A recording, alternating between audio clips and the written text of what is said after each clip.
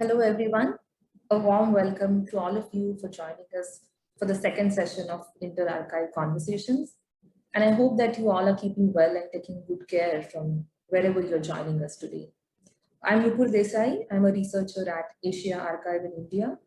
And before we begin, for those of you who are less familiar with our work, Asia Art Archive is an independent not-for-profit organization that focuses on documentation and research on recent art and art histories from across Asia. Our main office is in Hong Kong, where we have a reference library with large collection of books, periodicals, and zines. We organize programs, we do exhibitions, and we come up with publications. And the materials in our office are digitized and are available online for reference. We also have an office in New Delhi, where I'm currently speaking to you from. And one of the projects that we have been working on over the last year and a half across Delhi, Hong Kong, and Kathmandu is Mobile Library Nepal. The project is a collaboration between Asia Art Archive and Siddharth Arts Foundation and is generously supported by the Foundation for Arts Initiatives. And it was officially launched in February this year. Mobile Library Nepal is a traveling library situated in Kathmandu at the moment, which circulates books on recent art from Asia within Nepal, and through a series of on-site and online programs with educators, arts universities, and independent arts organizations, the site of the library is being activated since its launch. One of the crucial areas that these programs have been reflecting on is archiving. The growing interest in the practice of archiving, as well as the initiatives in archiving that have taken shape in recent times in the region. So with Inter-Archives Conversations, the idea is to have a platform for institutions and individuals working with archives in the region to come together to share about the forms and infrastructures of their archives and how they think about their work and situate the materials in the context of the urgencies of the present. So for us, Nepal becomes a point of departure and South Asia a context to hold these conversations. Not in the strictest sense of geopolitical region, but rather as a way to think about certain shared affinities and histories to ground our concerns, or how we can share our materials and our processes with each other. How can we learn from each other? And most importantly, ask each other some critical questions. So having said that, I now come to today's conversation. This conversation is a set of 4 inter-archives conversations as a year-long engagement organized in conjunction with the Mobile Library Nepal. And each conversation in this series is conceptualized in collaboration with an archive in Nepal based on the key concerns and interests of the archiving question. So in today's conversation, we will explore the idea of ephemera, a transient and a fluid category that exists in the archive and proves to be a conundrum for the archivist. So ephemera is material that typically meant to be in limited circulation for short periods, is not meant to be preserved. Though time-bound and with an expiry date, ephemera moves beyond its limited presence once it enters the archive. During our interactions, Madan Puraskar Pustakalaya team referred to ephemera as an archivist conundrum, an intriguing proposition which we believed was a crucial issue to reflect on. As some of you may know, Madan Puraskar Pustakalaya is the principal archive of books, periodicals, ephemera, and related collections in the Nepali language, with both physical as well as digital infrastructure. An MPP contains around 16,000 documents categorized as ephemera that range across political, social, and cultural domains. And as we collaborated on this program, the core questions that we were looking at were, why are certain kinds of material referred to as ephemera? How do we situate it within the archive? How does it inform the archive? And how do we understand ephemera in terms of its materiality, its form, and its content? So drawing on these concerns, today we will be discussing how researchers and archivists encounter ephemera. How do they engage with it? And more importantly, what less visible aspects of our histories ephemera can reveal? So I'm very happy to introduce our first speakers today, Deepak Aryal and Shamik Mishra. Deepak and Shamik are researchers and archivists at Madan Puraskar Pustakalaya. And in their presentation, they will explore MPP's Nepali language ephemera collection and how it records everyday events in Nepal's recent history while thinking about the urgencies of the present to document ephemera. Just before we begin, some housekeeping.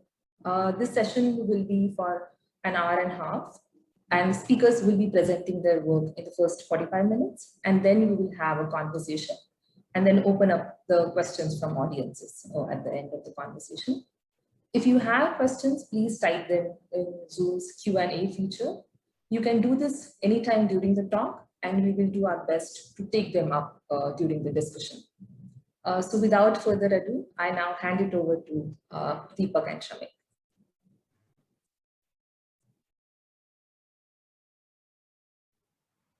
Hello, good evening.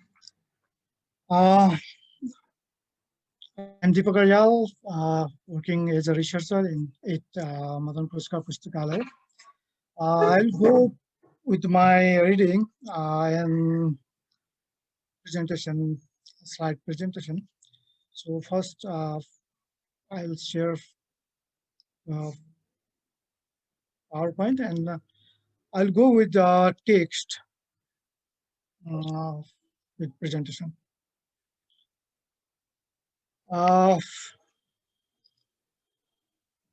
My presentation will briefly introduce the ephemera collection at Madan Puruskar Pustakalaya MPP and focus around the issues of collection, production, and distribution of the mostly printed ephemera that we have. We all know how important this category of archival materials is for political and socio-cultural history, and they have been the main primary source for the history of advertisement since long. MPP has around 16,000 ephemera, including few digital photographs of ephemeral text, notice, appeals, and advertisement across in different medium, which are rare to be found in a single location. The appeal of ephemera, I think, lies in two factors: their utility in filling the gaps left by mainstream historiography that has often ignored. This design and produced for short-term materials is worthy and credible bunch of evidence. And second, the ability of ephemera to counter and even demolish prevailing dominant narratives in the society, thereby opening up a space for the voices of the marginalized and otherwise ignored. This remarkable strength of ephemera, however, does not mean that they are unquestionable class of evidence. They too have their own objectives and which have to be read and interpreted with nuance. Through the collection at MPP, I hope to raise this issue through my presentation. I will also share a few points if form and mediums impact the message of ephemera. I hope it will resonate with or with my fellow participants in this platform.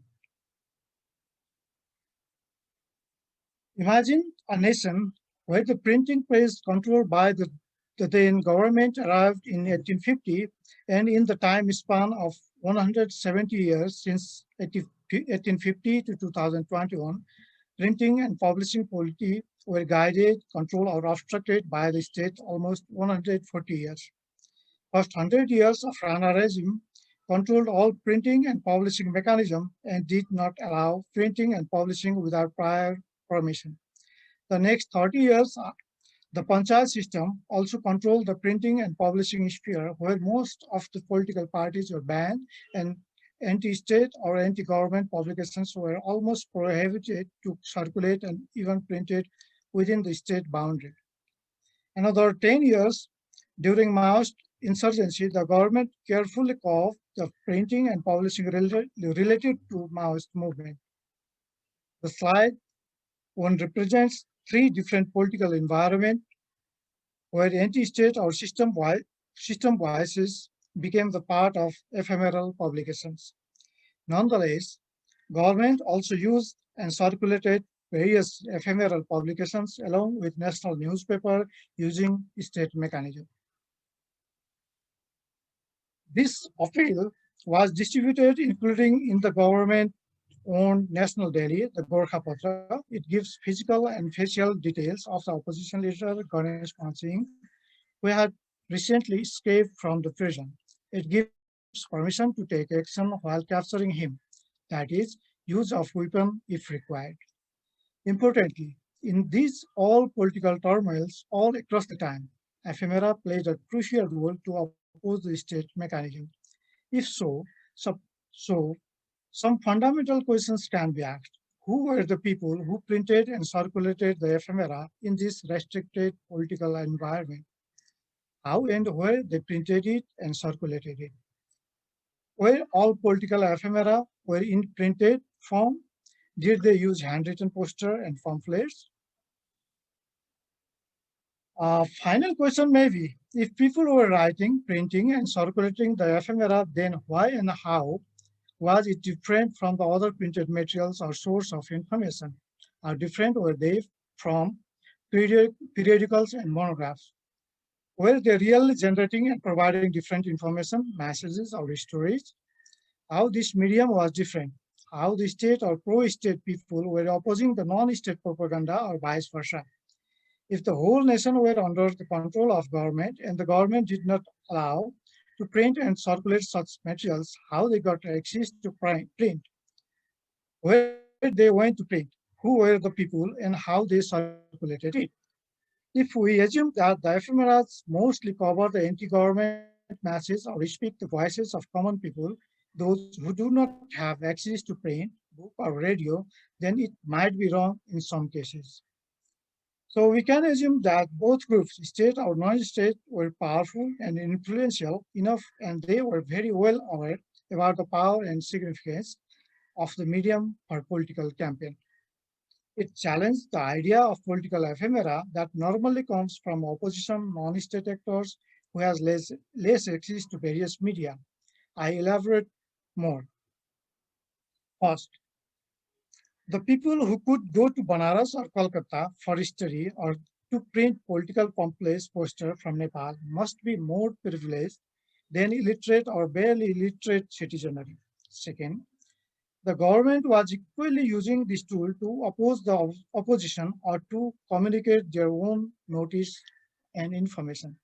One example, in 1950s, an airplane, Himalayan Airways, one of the first private airlines companies in the subcontinent, owned by Mahavir Shamsher, dropped political appeal ephemera over Kathmandu. The same plane also circulated other political pamphlet again after 2 weeks. In addition, the Rana government responded to it by circulating their own counter-narrative pamphlets, also using the airplane around the same time. Third, the production and consumption of long and dense text in ephemeral materials also need a good writing and reading skill. Fourth, writing, printing, circulating, and consuming were not the easy process and practices where only 5% population were literate until 1950s. 5. Every appeal, notice, information, or commercial advertisement has its own audience or consumer. In the form, design, or text of ephemera may be different according to their audience. Therefore, it can be treated as segmented and fragmented source of information that can connect or thread, or can be connected with other thread. Of course, there were not only political parties, pamphlets, and posters in this collection. Then, what were they? How MPP collected it? Is there any specific thread where we can connect all ephemeral materials collected and preserved at MPP? Yes, at least for MPP, it was and is Nepali language. Slide 5, this is. Uh, in this slide, there are 4 posters which are produced in Darjeeling, Gorakhpur. Gorakhpur, it is in Hindi, but related to the Nepali Prime Minister Juddha Shamsher and his donation for a school in Gorakhpur, for Kalimpong, and for Banaras. These were produced and distributed in different locations, but the collector collected and preserved it because of the language. Now, it is difficult to connect these dots because of location, time, period, and objectives of the production. But it is possible to connect with other archived and untold stories of that time. MPP holds such items from different geographical locations such as Bhutan, Myanmar, Patna, Delhi, Mumbai, Sikkim, Assam, Dehradun, and other places where Nepali-speaking population produce it. In this slide, three materials of the first row are related to political campaigning, where the text can be seen in the medium of paper, wall, and clothes. While comparing the medium, perhaps some are more ephemeral than others. Here, paper or clothes with masses can be collected or preserved to some extent, but wall painting or graffiti can only be remembered by conversion to another medium. We have to think carefully if the masses actually change the medium or medium change the masses. In the second row, three texts are printed in paper. First one was printed and distributed in Kanpur, India. Second one is an appeal that opposed government-run radio Nepal's information. And third one is printed in paper but posted on wall. However, the fourth one is a hoarding board that shows the taxi fare of Kathmandu Valley. This slide shows the various masses printed in paper and clothes. First row represents the national issue, but the second row comes from Gulmi, Chiton, Palpa, and Kaspi district, different parts of Nepal. This type of ephemera normally talks about the local issue, which may or may not be the part of national discourse. In this slide, few color papers represent the ideology of masses. It gives the idea of state and opposition. It gives the idea of particular concept and ideology. The color text that gives masses, and we can understand it without a single letter, without reading. We understand it. First row represents the symbol and photographs rather text. However, the characteristics of the wording board and the text in a wall are different. Nevertheless, the election ballot paper contains symbols which are more easy to understand in some contexts. In the second row, the blue color text represents the anti-panchayat symbol, while yellow paper represents the pro-panchayat symbol. In the referendum held in 1980, the Election Commission had allocated the yellow to panchayat system and blue symbol to anti-panchayat opposition group. So, most of political content during the 1980s referendum appeared in two particular colors. The colors of paper or the text itself was a symbol of representation that communicated to audience without letter. It also represents the variety of ephemeral materials which are either in clothes, wall, or paper. On the other hand, they may be in different color, text, or shape. Among the popular ephemeral materials, normally pamphlet is in small size and the texts are small. The main purpose of pamphlets is to inform people in detail, but posters are broad in size and texts are bigger. It may be hung or glued in public places for mass consumption. But most of the ephemera produced and advertised for modern commercial product collected at MPP don't justify that statement. This is a hagiographical text printed in paper. The text praised the work of Jutta Shamsher, who actively and smoothly handled the post-earthquake situation of 1934. The text is on one side of paper and in poetic meters. It is not clear whether it was posted on the city walls or only distributed to audience who could read and recite poetry. Nevertheless, it seems neither poster nor pamphlet as we categorize. Sorry to interrupt you, Deepak, but you Yes, have 2 more minutes. yes. You have 2 more minutes. Yes, sure. I'm just aware of time. So, almost, yeah. Okay, I'll try to complete. The early printed ephemera are mostly blank in one side. That helps to glue or hang in public place, but the texts are too small and long to read, so audience must watch and read it from near distance.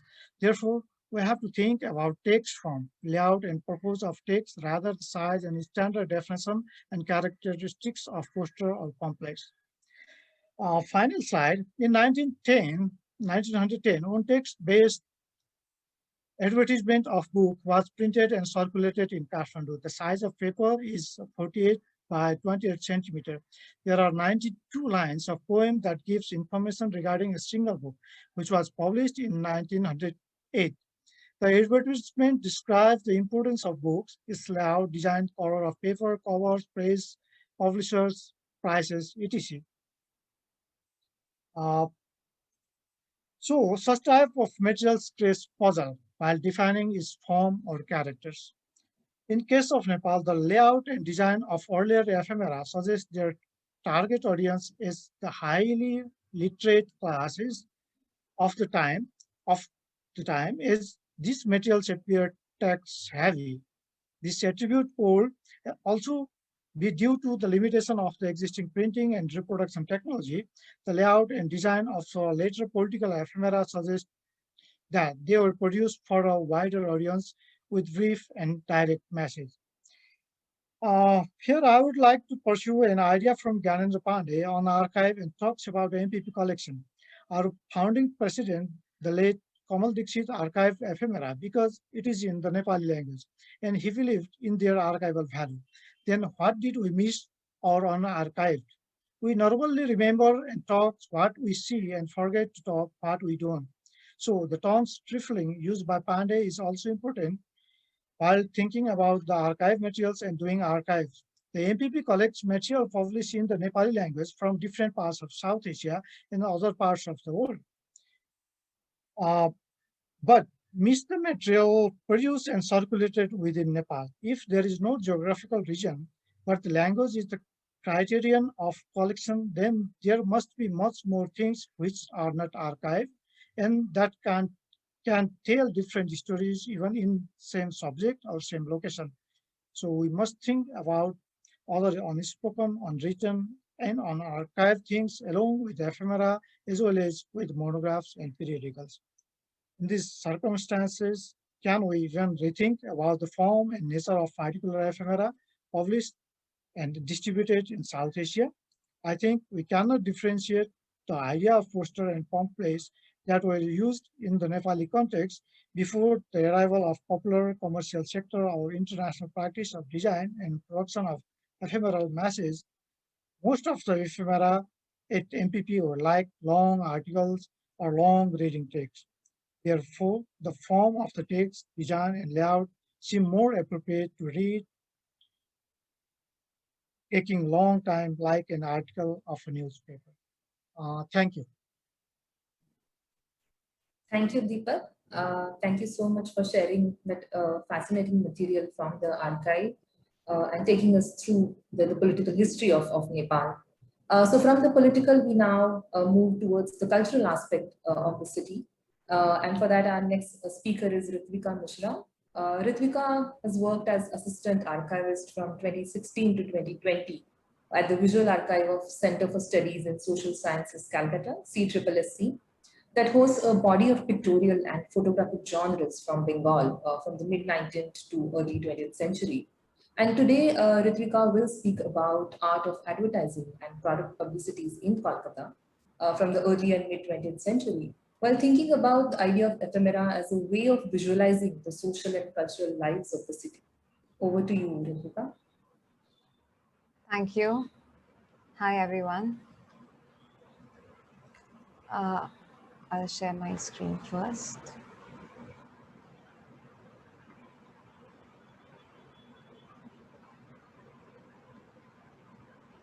Okay, hi everyone, I'm Ritika. As Nupur mentioned, I used to work for the past 4 years in the Visual Archives of CSSC, and I'll take you through the various elements of ephemera that is part of the archival collection. To begin my presentation today, I will start with what you see on your screen right now, which is a page of a calendar from 1969, produced for a printing company in Calcutta. It was designed by Raghunath Goswami, one of the commercial artists. Now, this is one example of the many categories of objects that can be interpreted as ephemera. Coming to the well-known definition of ephemera by Chris Mcpheese in his book, Ephemera, a book on its collection, conservation, and use. He characterizes ephemera as a material which is usually flimsy or insubstantial, a transient document produced for a specific purpose, and the longevity of it is bound by that use and time period. Which means, sorry, I think my slide is not moving. Samira, can you share my slide, please?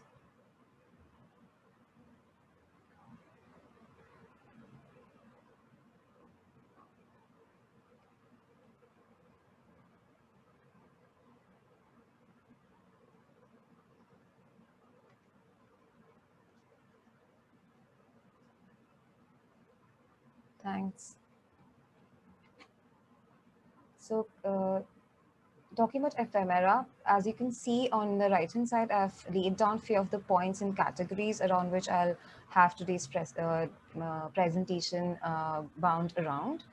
So, which means the calendar page on the previous slide or this advertisement that you see on your left-hand side, this was not originally meant to be viewed now in 2021, owing to its materiality being printed on a newspaper or a booklet, and also it was destined to be discarded after its use.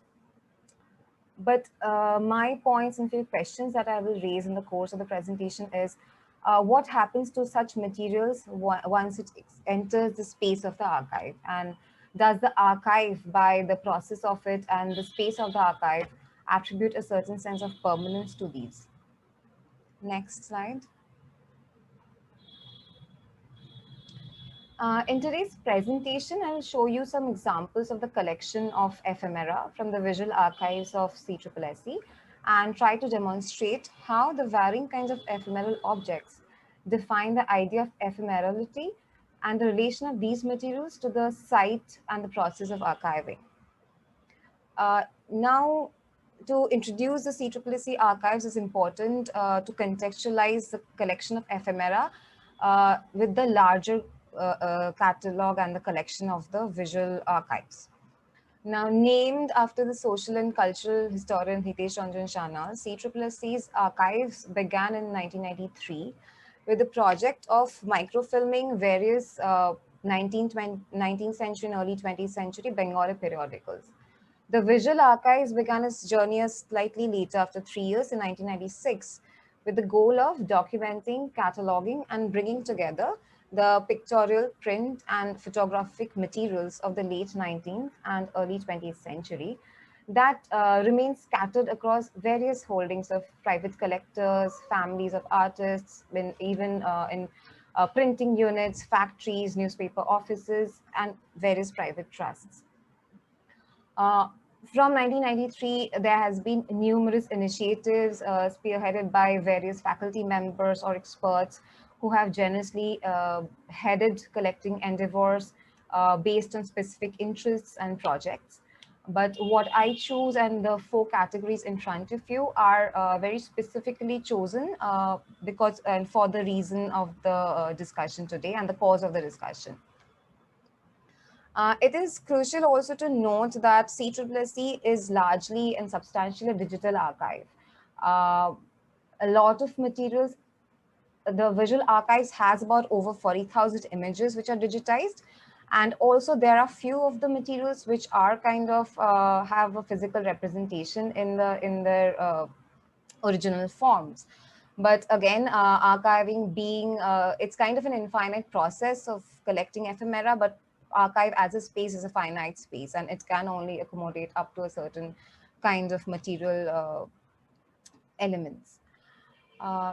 Usually the processes that goes about in terms of acquiring the materials and archiving them is usually the institution documents the collections with help of microfiche, microfilms, slides, transparencies. To recently, of course, with the emergence of the digital high-res scan facilities, most of the copies are kept in digital files. While in most cases, because we act as a custodian, or the CCC acts as a custodian, the owners get to keep the originals. However, have been cases where people have handed their collections for safekeeping and have donated or gifted to the institution. The next slide, please. The collection of ephemera that I'm going to show you and talk about stems and resides within this larger collection of visual materials. Right now, what you see in front of you is 2 pages. One is from an early newspaper, periodical. Left-hand side is a newspaper called Jugantar. It's a 1942 issue, the first page. And right-hand side, you can see it's one of the Puja special edition of Amrita Bajar magazine. Now, the most of the materials that you will see and the collection that CCCC has focuses on Bengal and the larger eastern region. So the materials that you will see mostly will be in Bengali, but coming to the nature of ephemera and publicity materials, because of its circulation and the nature of the circulation that demands, there will be translations, there will be copies of English, which will be probably interest the larger audience to read. I will go over the next section, and it will be in certain clusters based on 3 or 4 specific collection.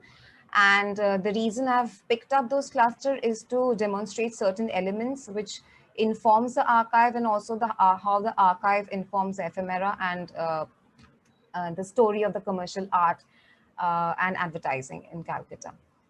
Next slide. Coming to one of the most substantial collection of the ephemera in CCCC is the Pori collection. Pori, right now he's like an 80 plus person living in Calcutta. He has lived and worked in Calcutta all through. He is not one of those collectors that who will only collect precious objects. I mean, he did.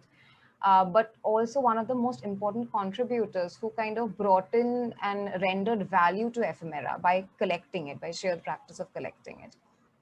We did a lot of interviews with him over a period of time, and here what was important is you can look at a certain material, but once you engage it with the role of the collector, the material speaks differently to you, because you know the impulse of the collector, why and how and what made him to collect this. So Pori is one such person who had this bug of collecting ephemera since he was quite young. I mean, he would narrate to us stories when he would he would take off film posters from walls and hide it under his bed. And of course, the families, he was young back then, and the families will not approve of that, and they will take it out and burn. But over the years, you can see the 2 pictures. One of it, I think these were taken in 2020 when Professor Gotakurta and me, we had gone to his residence to interview him. And as you can see in both the pictures, the walls behind, and in the left-hand side picture and the right-hand side, the narrow veranda, it's kind of filled and cramped with various objects. Like boards, signages, old oleograph prints, and all of those. But unfortunately, this is like probably 10 or 20% of what actually and originally he collected, because the lack of space, because he's an individual and he has to run and collect everything by himself. So he has generously contributed and shared a lot of his collections with the CCCC archives and led to the growth of the archives in terms of ephemera. Next slide, please.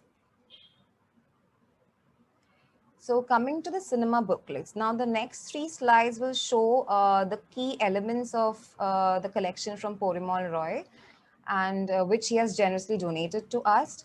The first 2 images in here is, of course, 2 film booklets. The first one to your left is a Chaurangi, which is a Bengali film that came out in 1968. It was kind of those multi-starrer films, And the right hand side is Pothet Dabi. Pothet Dabi originally is a novel by Sharat Chandra, which was kind of made into a film. Now, film booklets were made. I mean, if you can see the creatively, it's so well thought out, well designed. But these are also meant to be short-lived. It meant to be circulated amongst a few select people, select crowds who would go to the films. They would have so these were like maybe 4 to 10 pages, depending on the cast, on the story, and would have every detail of the films. The next slide, please. The second crucial collection is the Matchbox labels by Porimal Roy. I have chosen these two because these kind of shows the creative investment in designing of these kind of labels on matchboxes, which kind of gives you a really minuscule amount of canvas to think and design. And and matchboxes in itself, matchbox labels in itself and matchboxes have a very interesting history in terms of circulation, being produced by foreign companies and then being produced by Indian companies also to counter, especially during the Swadeshi movement. So these collection of matchbox labels kind of give a very interesting history of the other side of the commercial aspects of probably the Swadeshi movement also. And what is interesting is how images from Ravi Verma prints make appearance on the matchbox labels. Next slide, please. Now, one of the star pieces or the most interesting kind of collection from Porimal Roy and the digital copies of which survive in our archives is the animal signboards. The street hoardings of the signboards is kind of one of the most unique collections because they kind of preserve or rather represent the most unique but extinct art of animal board signboard paintings. These were called kind of street jewelry because at one point of time the streets, and if you go back to old photographs, you'll see like streets were full of these signages in railways, in shops, everywhere had this different kinds of animal board signages. What was interesting is these all will be discarded because these were made of iron and often will be taken away to the shop where the animals were being scraped off and the iron will just be sold. The archive right now preserves few of one or two of in the original form, but most of it is kind of the only repository perhaps of these dispersed collections. Next slide, please. Moving on from Porimal Roy's collection, and before I jump into this section, which is the Masters of Commercial Design, I would like to point out here like how we see ephemera in the previous kind of collection. How I would like to point out here was like Porimal Roy as a collector himself rendered certain value by collecting these posters or matchbox labels or signboards, which probably were meant to be kind of discarded and trashed. But in this case of the 5 commercial artists or artists of whose work I'll showcase and speak about, this collection came to us through various sources and mostly by the families of the artists who had their work with them preserved like posthumously and have donated or shared. Mostly they have been shared and digital copies of those have been made and it has been returned. Next slide, please. I'll start with Onoda Munshi. He was one of the senior most of the rest of this pool of commercial artists. Now, what is interesting is you can see all of these are advertisements for cotton mills in Surat, Bombay, elsewhere, and you can see this is a periodical cover of a magazine. Now, all of these are considered to be kind of discarded after certain use. But what is interesting, like even though the materials like product labels, signages, matchboxes, packing boxes, posters, they were meant to be of transient nature with a limited shelf life. the art of designing these materials were the works of very specialized professionals. Next slide, please. I hate to interrupt, Ritika, but you have 2 more minutes. Okay. I'll just quickly then, if you go to the 13th and 14th. This is by Sapitri and Raghunath Goswami. Here's the 15th slide. Thank you. So even the materials like these were being heavily drawn and invested. Commercial art as a category emerges around 20th century, and it finds a formal recognition when around in late 1940s, the Government School of Art in Calcutta establishes a department called Commercial Art Department.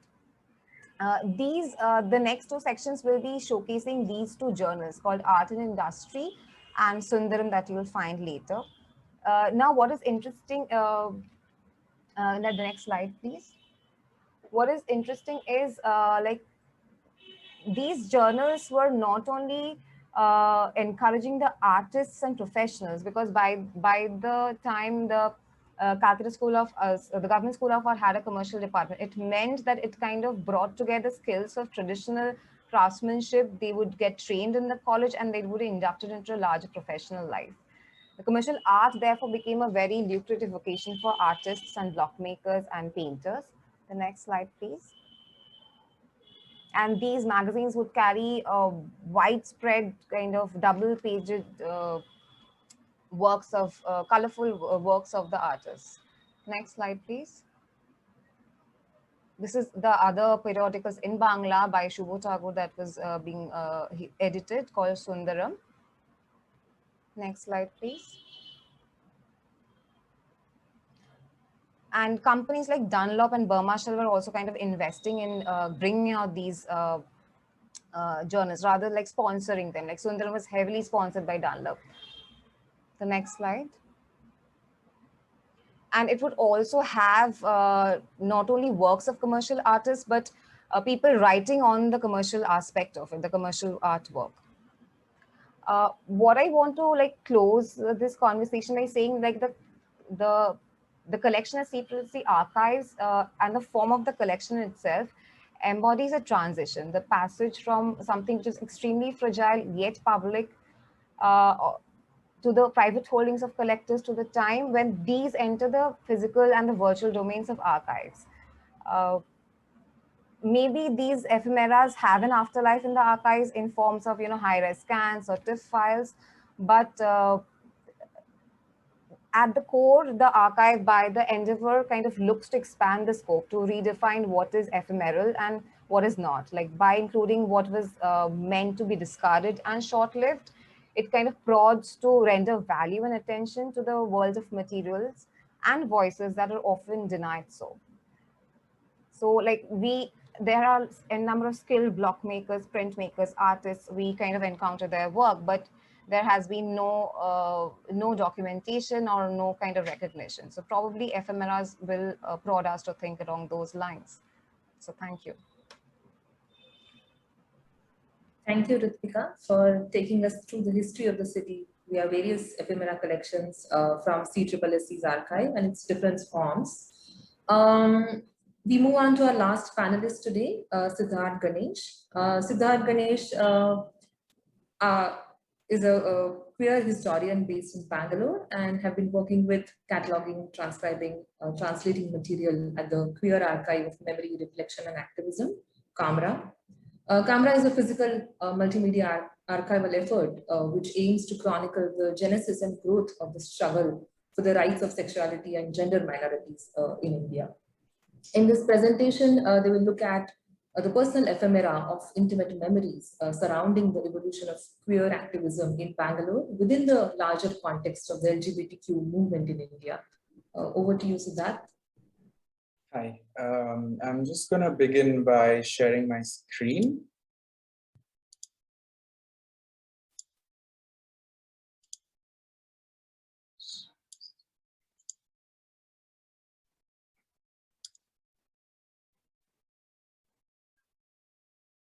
Okay, is this visible for everybody? Yes. Okay. Good evening, everybody. I am Siddharth from the Queer Archive for Memory, Reflection and Activism, or CUMRA in Bangalore. While preparing for today's presentation, the first question that came to my mind was, what makes ephemera ephemeral? And one way of answering this question is by looking at the material's intrinsic value. And here I was going to quote Chris Mcpheese from the same book, but Ritvika already did. In short, what makes ephemera ephemeral is their limited life. They are meant to be destroyed through and after use. But once the ephemera enter the archive, the intent is to preserve them for as long as the archive endures, making ephemera permanent. So the question then became, what other things make ephemera ephemeral? Or what is ephemeral in the archive? In today's presentation, I'm going to show you some of the ephemera we have at CUMRA and illustrate instances of ephemerality. To explain what I mean by ephemera versus the ephemeral, I'm going to take the following example. What you see on the screen right now, both sets of materials are poetry written by A. Revati, the celebrated trans activist and actor. On the left side, you will see her poetry, which is being published as ephemera, as a pamphlet. And on the right side is what I recognize as an ephemeral manifestation of Revati's poesy. Before Revati was the famous activist she is today, at a meeting somewhere in Bangalore, she hastily tore a sheet of paper in two and started scribbling lines of poetry on it. If you notice here in the beginning, there is a lot of space between the alphabets and the words. But as her lines grow longer and more complicated, the gaps vanish and she struggles to finish the line in the short space of the sheet. What makes this ephemeral is not the water damage that the paper has undergone before it came to the archive, or that it continues to deteriorate in the archive, but that this captures a brief moment of Revati's relationship with her poesy, something that we can experience in its ephemerality in her handwritten format, but which disappears when it's published in print as ephemera. At CUMRA, we have various kinds of ephemera, from brochures, pamphlets, stickers, invitation cards, minutes of meetings, press releases. The list is long. I broadly divide the ephemera we have into two categories, ephemera at CUMRA and ephemera of CUMRA. Ephemera at CUMRA is the ephemera we have received from donors, which create our collections at the archive. And the ephemera of CUMRA is the ephemera that has been collected during the journey of setting up the archive itself. CUMRA is a multilingual queer archive with material primarily in Kannada, English, Tamil, Malayalam, and Hindi about the crystallization of the gay movement or the queer movement in Bangalore and in India. But the ephemera we have broadens the geographical and the linguistic range much further. I will begin to show you some of the ephemera at CUMRA with this brochure. This is a brochure in Romanian from Romania about the first national level NGO set up to protect and fight for LGBT rights. Now, this is part of the ephemera received from Sangama, which is a human rights organization based in Bangalore, which works with working class queer communities. How this brochure came all the way from Romania to Bangalore still remains a mystery to us, but it exists in our collection. Journey is a newsletter from Sri Lanka of a group called Companions on a Journey. The first page is the only page that is in English. The rest are in Sinhalese and in Tamil. And they record the experience of organizing the first AIDS conference in Sri Lanka.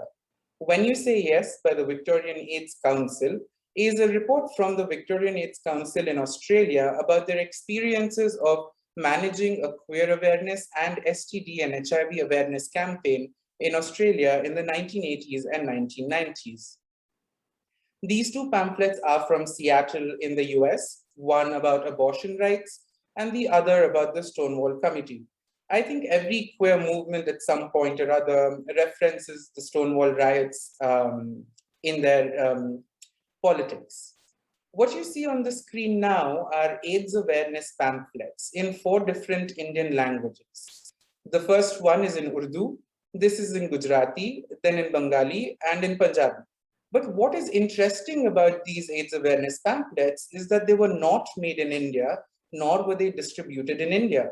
They were made by a group called the Alliance for South Asian AIDS Prevention in Toronto, Canada, and were circulated among South Asians living in Canada. AIDS Ephemera creates a significant part of the ephemera collection in Camra.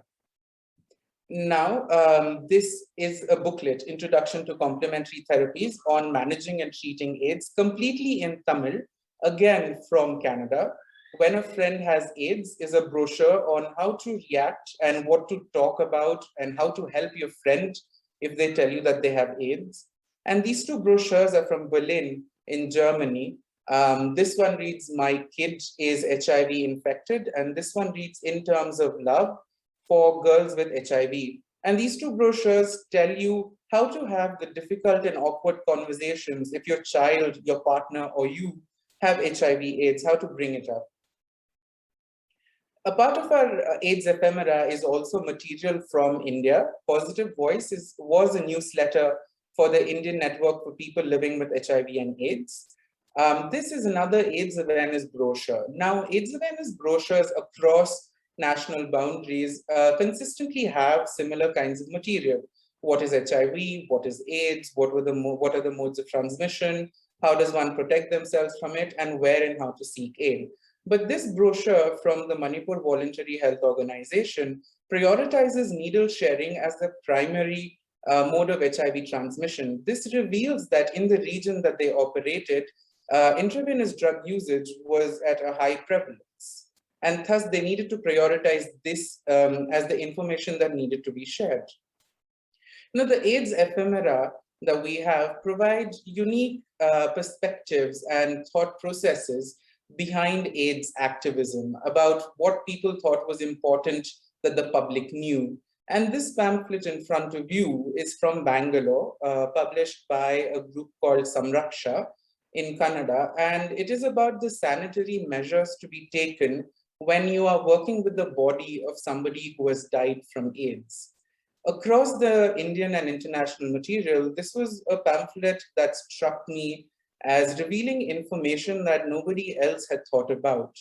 This points to the fact that access to information was a crucial aspect to AIDS awareness.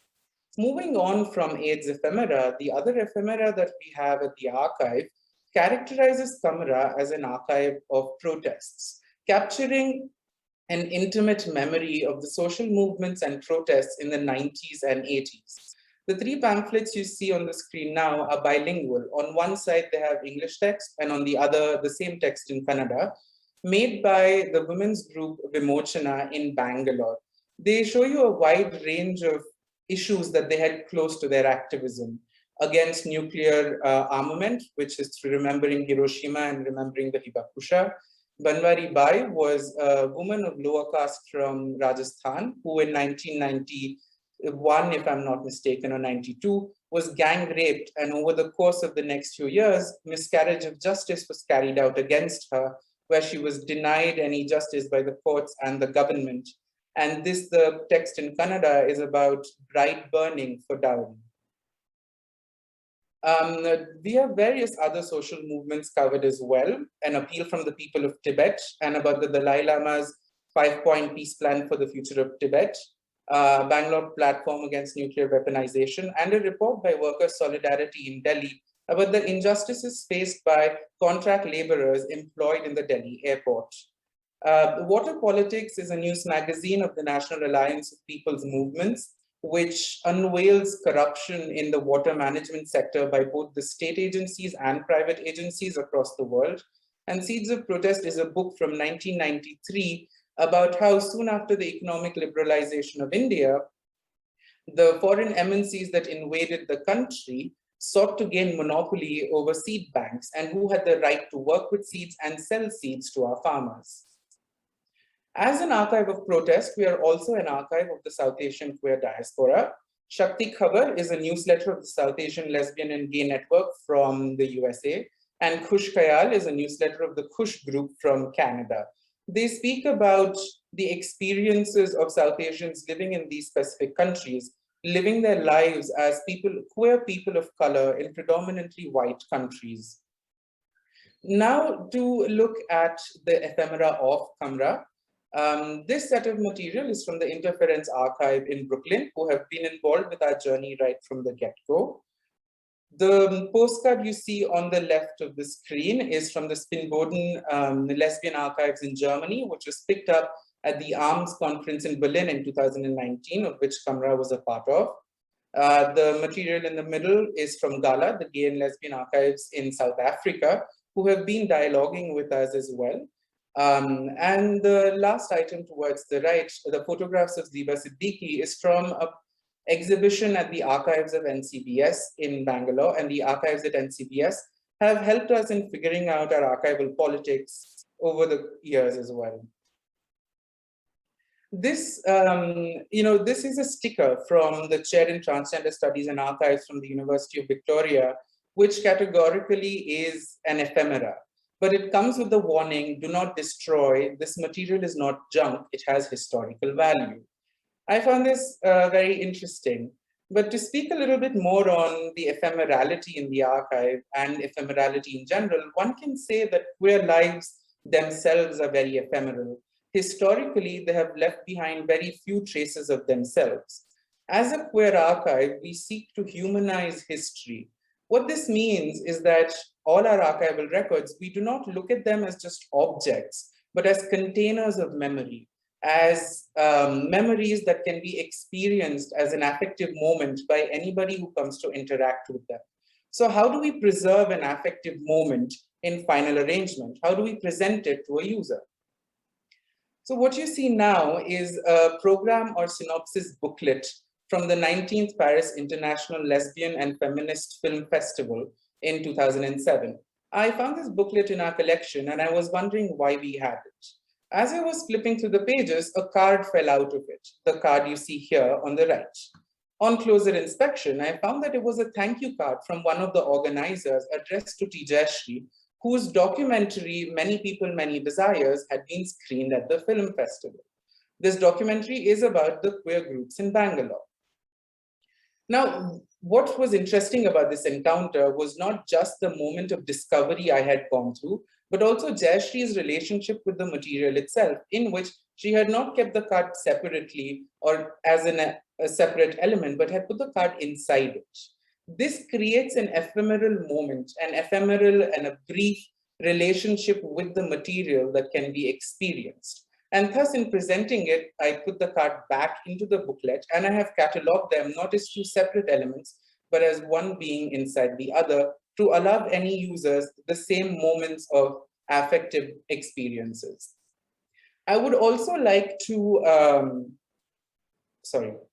I would also like to present you two other moments of archival ephemerality as I have come across them at Kamra. On the left, we see a poster or a pamphlet for a protest planned in Bangalore. This was a protest to protest against this new rule that the Bangalore City Corporation wanted to institute, which would make Cubbon Park and Lal Bagh, the two big public parks of the city, inaccessible to a vast majority of people. They planned to institute a rule where only people who had paid for a membership and had an ID card could enter the parks. Now, this is a gross injustice to many working class queer people who have had access, free access to these parks and have used the premises for many, many decades. So when the organizers of this protest sent this pamphlet to Sangama, which works primarily with working class queer people, of course, wanted to go support the protest. So somebody who worked at Sangama at that point wrote on the poster, Sangama, all staff, go to the protest. What this shows is not just that a protest was happening at Bangalore at a particular point in time, but also a person and an organization's relationship to this protest, why it was important to them. And that is, yet again, a kind of ephemeral experience that archival records allow us to experience. But the problem that I have encountered with ephemera is that one of dating. If you look at the pamphlet / poster down here, you will see that the date and the time has been mentioned, but the year hasn't been mentioned. And this is a common occurrence across ephemeral materials, allowing us to not accurately date where and when the materials came from. The last example of ephemerality in Kamra is not even directly related to ephemera. This is from Sangama's documentation project. Over the course of 20 years, Sangama was in charge of a documentation project where they clipped out articles from newspapers, magazines, periodicals, etc., and pasted them onto sheets of paper to record information on various subjects. Often they used paper that had already been used on one side. So behind these newspaper clippings on the sheet that they were pasted on, you can find various interesting things, from bills to reports to questionnaires to something like this. So this is a sheet of paper on which somebody has handwritten number 4, why was Anita excited? And the answer to that is Anita was excited because her mother had pocket delicious lunch for her. Now, we don't know if this was a child practicing their homework or a child doing their homework, or if it was an adult learning and practicing English for the first time. But when I saw and read this for the first time, and I'm sure when you saw it right now, you felt something. And the feeling of something is the affective moment that I have been talking about so far. This is the power that archival records have to make the person who interacts with them live a feeling, a sentiment, a memory, a time, not their own, of somebody else. But they have the immense power to translate those experiences from one person to another. In conclusion, I would like to say that the crux of the archive is in its relationship to memory. What do we forget? What do we remember? But ephemera and the ephemeral encourage us to rethink these paradigms. Thank you. Thank you so much, Siddharth. And thank you, all of you, for sharing your thought-provoking propositions around the idea of ephemera, and also for taking us through a wide variety of materials that one can define as ephemera. And through archive, I think we are also thinking about in relation with time and history, and how history kind of gets divided into what you find on the library shelves or in boxes in the archive, and what is meant to be discarded and thrown away. And so in the context of our conversation, I think we're also thinking about the ways in which one brings in certain materials into the fold of an archive as ephemera. And we saw different kinds of images and materials: hoardings, banners, pamphlets, advertisements, posters, periodicals. And we are also looking at this idea of ephemera from institutional as well as non-institutional context. And I was wondering how you all are thinking about the methodologies of archiving ephemera, and what were the strategies that were developed to build ephemera sections in your respective collections. Ritvika briefly touched upon in her presentation about it. But I was also kind of curious to know from Siddharth, Shamik, and Deepak, and also Ritvika, if you could elaborate on that, whether it's moving from the physical to the digital in case of MPP and CCCC, or also grounding it within the physicality of the material in case of camera, but also capturing, as Siddharth pointed out, the affective moment. So I'm interested in understanding the creative documentation strategies for ephemera from your own experiences. Maybe Deepak and Shamik, you could start. Thanks, Nupur. Thanks, Deepak and Ritvika and Siddharth, for your very interesting presentations. In fact, a lot of issues that we do resonate. For example, when Siddharth mentioned about the date issue, one of the major challenges that we have while archiving ephemera is how to contextualize it accurately. That is a very serious issue as well. More often than not, the day and month is mentioned, but the year is not.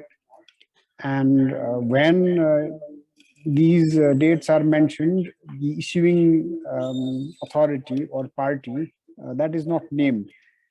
In our archive, we have ephemera that will simply say, let's go to the, let's join the protest rally on this date.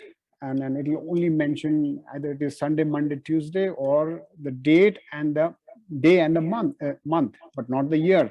And we don't know who issued it. We don't know why it was issued. We don't know what is the protest about. So there is chance that if you make an error, then you can attribute it to just about any political party or social group. It can be appropriated, usurped, and written about in any which way you like. So these are, and then that's where domain expertise comes. And one of the major challenges is that, for example, in the collection, mixed collection that we have, one requires to be an election expert, an expert in the political history of Nepal, and expert in advertisement history and whatnot. But that is difficult to achieve. So that is something I'm sure we've all encountered. This is also one of the queries I think raised by Michelle. So if this also touches on what she has asked, one is that. And adding on to Michelle's query, what I'd like to say is that I find it a conundrum, not only in terms of the how we collect and preserve it and give it back, but also, for example, there are ebbs and flows in the public's interest in ephemera. So ephemera have been in existence since quite long, and there have been ephemera societies in different parts of the world. So even if we only talk about printed ephemera, it has been around for several hundred years. So people have been collecting. So there have been eccentrics like Pori Ray that Ritika talked about, and there are such Porimal Rays in every city and in every village across the globe. So people have been collecting about it, but it is only during certain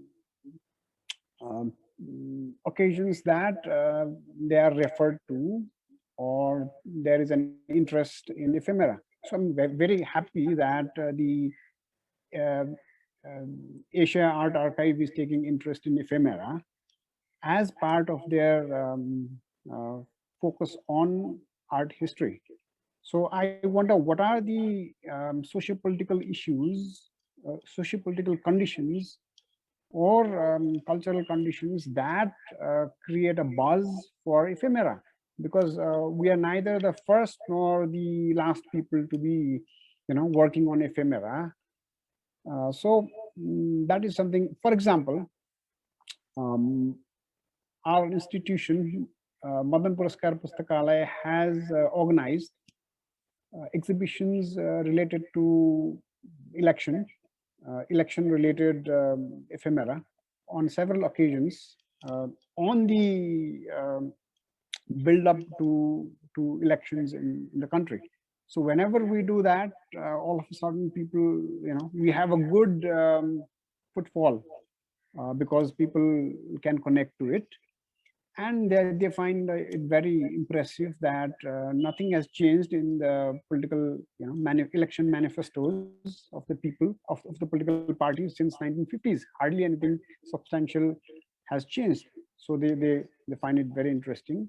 So that gets written about in the newspapers, and off they go. Then there's no interest.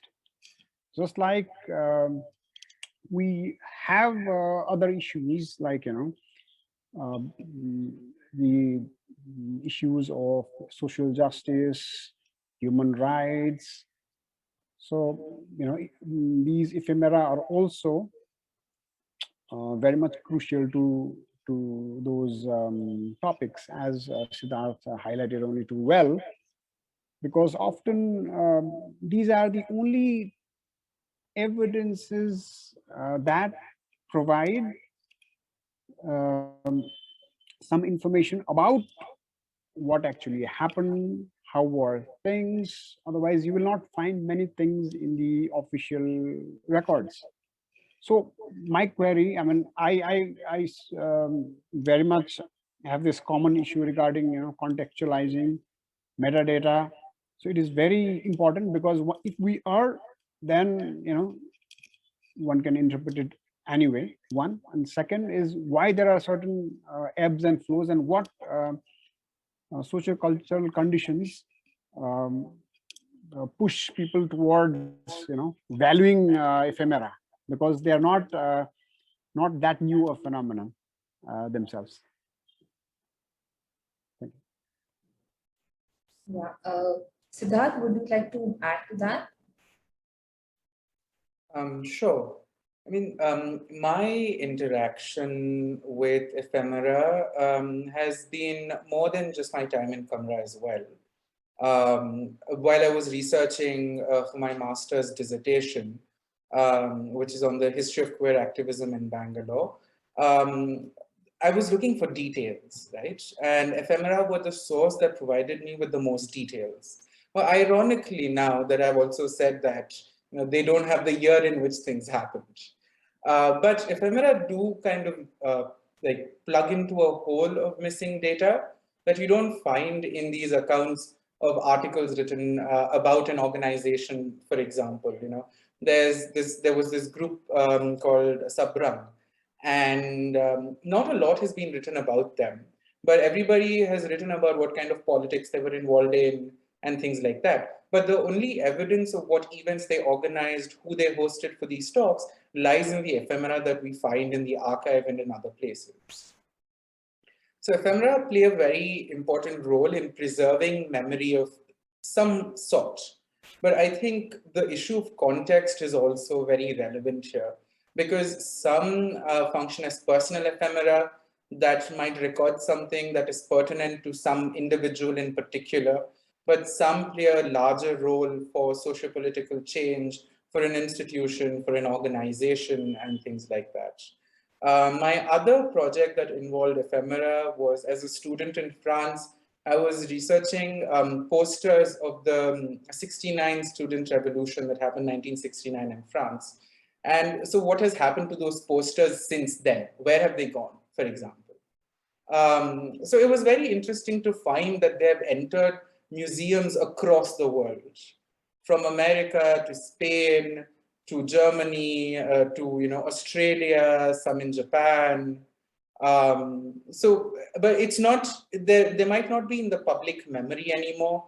The student revolts of 1969 might not be talked about anymore, but they are remembered through the ephemera, through the imagery used on these posters, through the slogans present on those posters.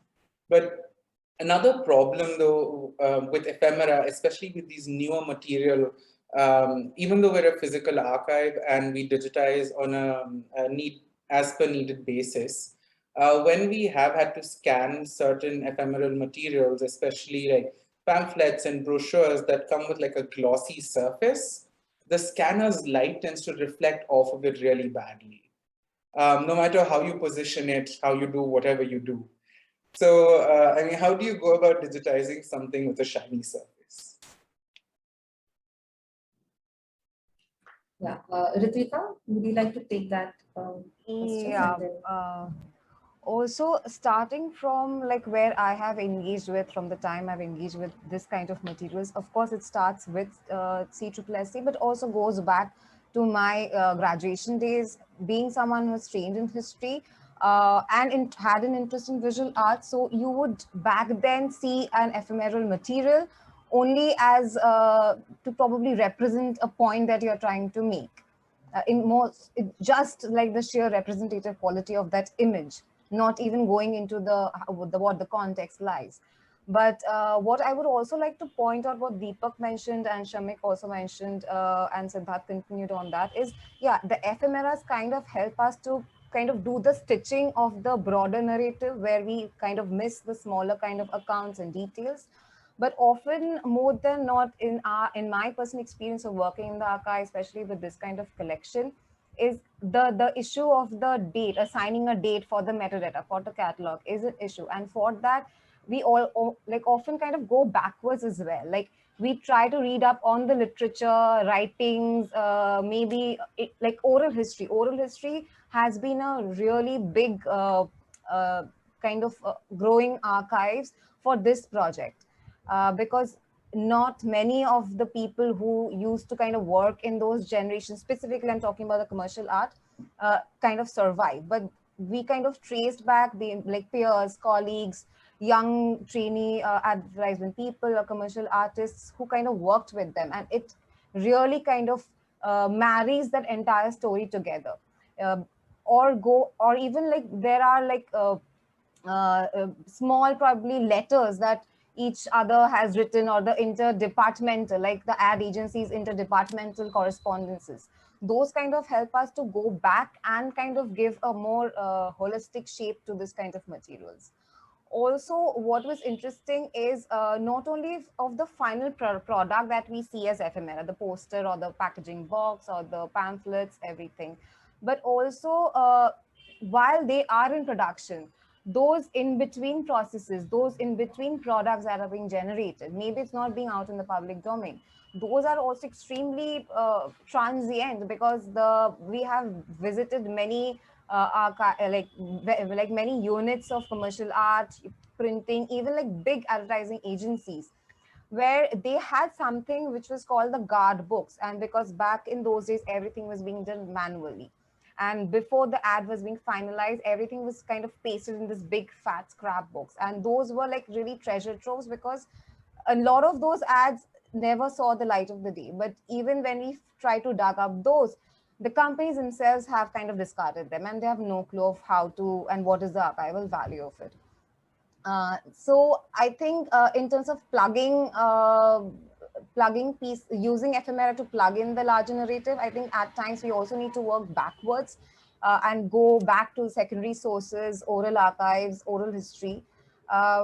I would like to point here, I was also part of a project as a research assistant that was looking into building a archive for publicity history in India. Post-Nehruvian period. And during that was one of the moments, key points, where we kind of came to understand how these supporting materials, which kind of informs the main material you're looking at. Coming to the question, like rather the problem Siddharth talked about, yes, that is something I think while working in an archives, which is like majorly a digital archives, we have faced.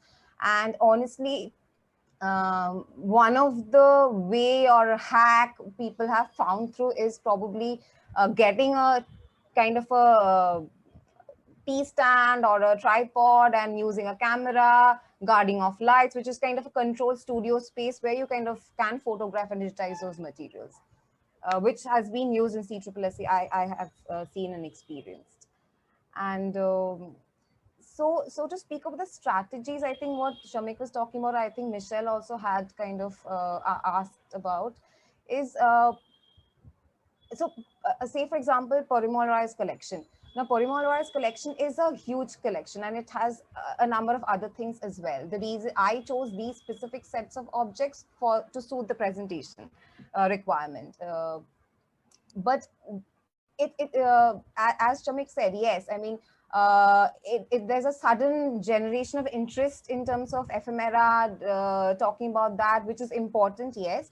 But also important factor is the dissemination of the archival collection. It's maybe through exhibition, maybe through publication or monographs, or because journalism and these ephemera or any other collection remain kind of within the interest and attention of the scholars and the academics fraction only. and it kind of refuses to engage beyond that section. The public's, unless until you have probably an exhibition which is more because of the affective value of a certain kind that public will come drawn towards. Like this collection there was an exhibition curated by Professor Taufik two occasions, in I think early 2009 and 2016. It was called Sitting in the Archives, which kind of took a person through the history of Calcutta, but only through these visual memories and visual photographs.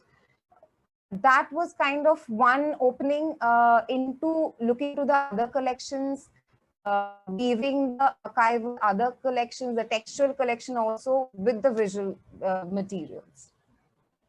So I kind of answers or touches upon a few of the points we were talking. Thank you, Ritika. We have a few questions from the audience. So we have a question from Vishwajyoti Ghosh, and the question is for all three speakers. Considering ephemeral materials are cast in time and context, can you share a material or two that has stayed with you over the time and why? Taking from Siddharth's last example of what connects with you and why so.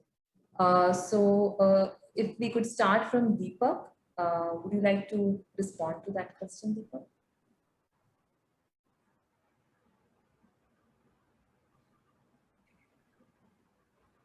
Yeah. Just first, I would go with Ritika's one problem. I faced almost same kind of problem with morality things. When I did some interviews with the old generation who actively participated in 1950s movement, the narration of those people were different than the ephemera that they produced in 1950s. So both narration and the ephemera were telling two different stories from same people or same producer. So that may be one challenges when we are doing research in this case. So yeah, for the last question, yeah, time, yeah, how can, yeah, I have not exact the answer, but I'm working with, for example, if I'm working with a text, then it can go 100 years back. If I'm working with a text only, I'm not thinking about the ephemeral things, but with the text only. So how text has changed over the time or the design over time, then I can contextualize the time period or ephemeral things that change over time, or even design. But otherwise, maybe some issue, maybe we can link with this, some issues that come regularly. Otherwise, yeah, it is difficult to connect with the past and contemporary ephemera, but some political issue may be connected. Some issues or some demand by some politician, and even some movement, maybe we can connect different kind of movement that not accomplish their uh, demands, or they are doing the same kind of revolution or same kind of demands are repeating. That may connect some ephemera with past and present. Yeah, for me, it is text or it is design or something like that.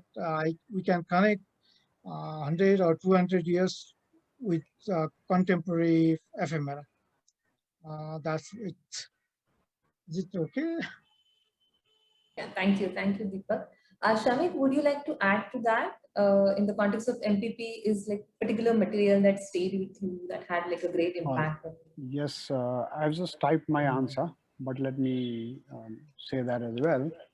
What amazes me is that there are several of those ephemeral materials because, and I can't point out only one. And what amazes me is that for every dominant narrative one will say about Nepal, I can always produce one ephemera that will counter it.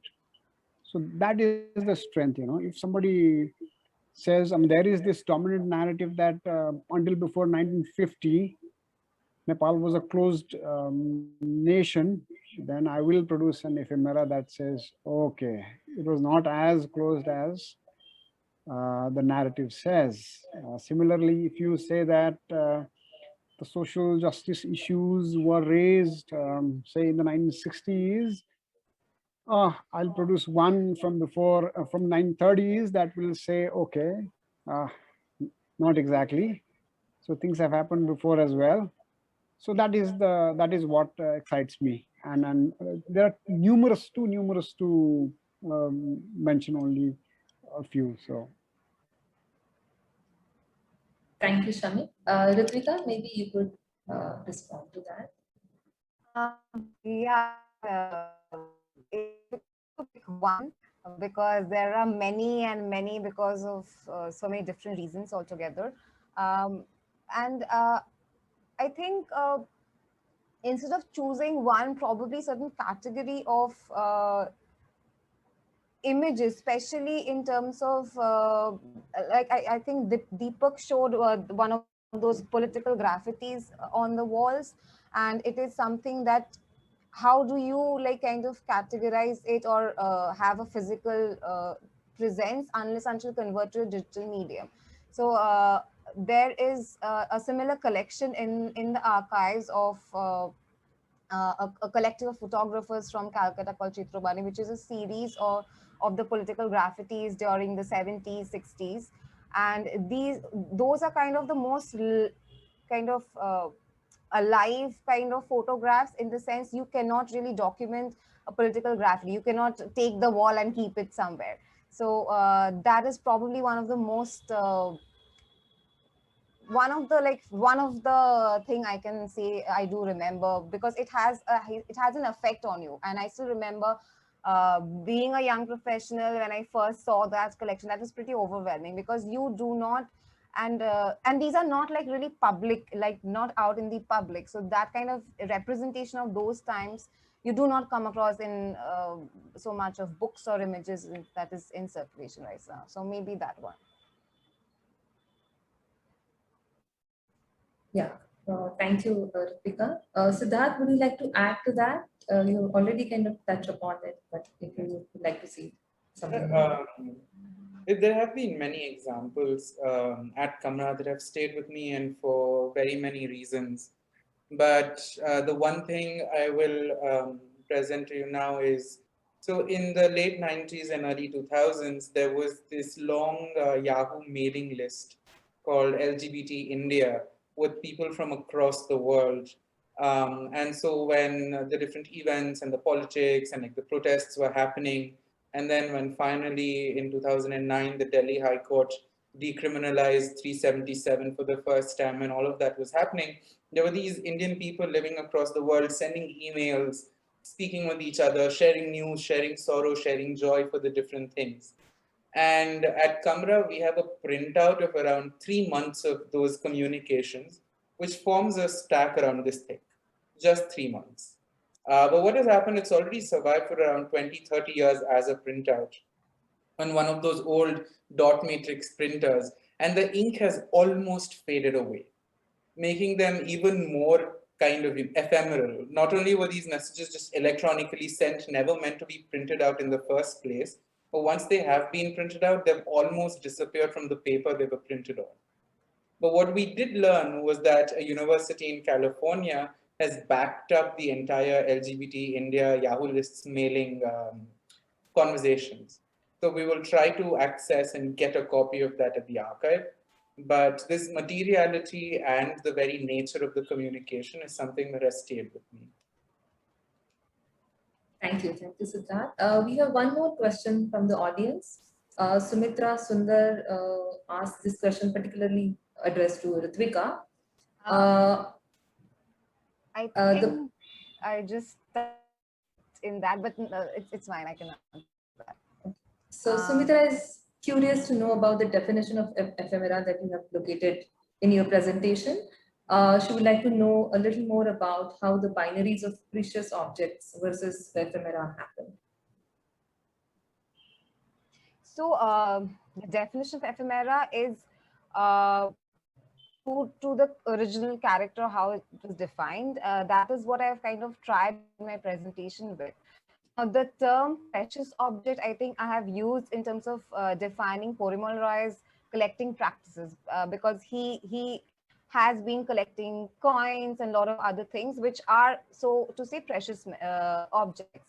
Why? But I do not intend to use it as binary categories, but if it came across, I'll like clear that. Why? The reason being, I wanted to see from the perspective of a collecting practices, like how a collector, what impulses informs his practice and act of collecting. And that has evolved over time, and it kind of, not exactly evolved, but that kind of exists parallelly. There have been older kind of collections that we all see in private museums and in auction houses. Those were kind of a representation of a certain self-fashioning, a certain, that speaks of a certain affluence, in which the one could focus on. But vis-a that, and I use ephemera in this presentation to demarcate, or rather distinguish between impulses of collecting practices that kind of informs a collector like Pori. I hope that kind of helps with time, so understand the difference. Thank you, Ritvika. I'm aware of time, but we have one more very interesting question. So I would like to extend for like 5 minutes. This question is from Renan Laruan. I'm sorry if I mispronounce your name. Thank you for sharing your practices and positions to the ephemera and the archives. I'm curious about your experience or engagement with the ephemera that escapes familiar mediating structures, such as the old aesthetic couple form and content, say as demanded by art history or art historical impulses, or that evades use of background knowledge in more stable knowledge areas. Any instances that these ephemeral materials lead to other territories beyond the artist frontier? So I would like to all of you to kind of respond to this question. Should we start with Siddharth? Sure. This is a very interesting question. And I think as diverse as ephemeral material are, so diverse are the different kind of territories that they lead to. Just off the top of my mind, one thing is about examining information flows within a society or across countries, for example. How did or why did that information come from there to here? And what did that information achieve in this new place? What was it doing in that previous place? How ideas of protest are informed. Also, I showed in my presentation a pamphlet about abortion rights in Seattle. But if you read that pamphlet a little closely, you would recognize a lot of the vocabulary that has been used as a vocabulary that has been used by the left radicals in the US, by the Black Panthers in the US, the kind of self-defense and we need to do this for the right of the underprivileged, the kind of words and the figures of speech used. So they allow you to trace the history of ideas through these materials, moving away from just the art and the artist frontier. Shamik or Deepak, would any one of you would like to take this question? Yeah, just like to add to what Siddharth just says regarding the flow of ideas. In one of the slides that Deepak showed, there was one from the 50s or early 40s, I guess, which mentions advocates for widow marriage in Hindu religion. So, and it is printed in Banaras. So I can't help imagining. So it must not have been, that Nepali institution that printed it. it must have been influenced by some ongoing movement, similar movement in India.